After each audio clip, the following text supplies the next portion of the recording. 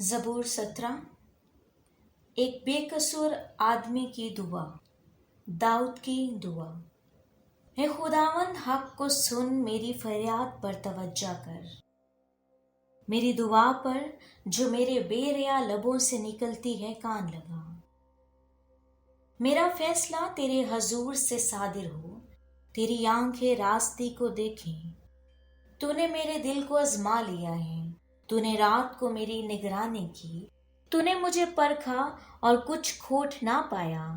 मैंने ठान लिया कि मेरा मुंह खता ना करे। इंसानी कामों में तेरे लबों के कलाम की मदद से मैं जालिमों की राहों से बाज रहा हूँ। मेरे कदम तेरे रास्तों पर कायम हैं, मेरे पांव फिसलने नहीं।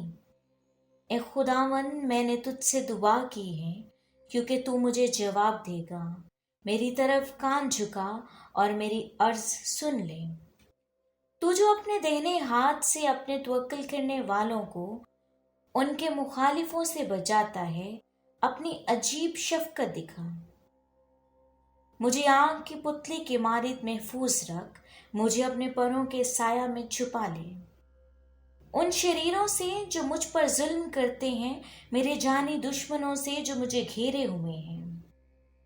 उन्होंने अपने दिलों को सख्त किया है, वो अपने मुंह से बड़ा बोल बोलते हैं।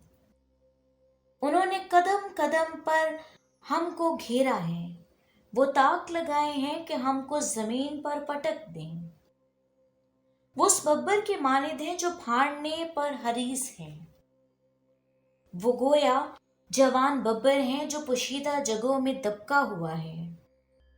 उठ ए खुदावंद, उसका सामना कर, उसे पटक दे। अपनी तलवार से मेरी जान को शरीर से बचा ले। अपने हाथ से ए खुदावंद मुझे लोगों से बचा, यानी दुनिया के लोगों से जिनका बखरा इस जिंदगी में है और जिनका पेट तू अपने जहीरे से भरता है। उनकी औलाद भी हस्बे मुराद है।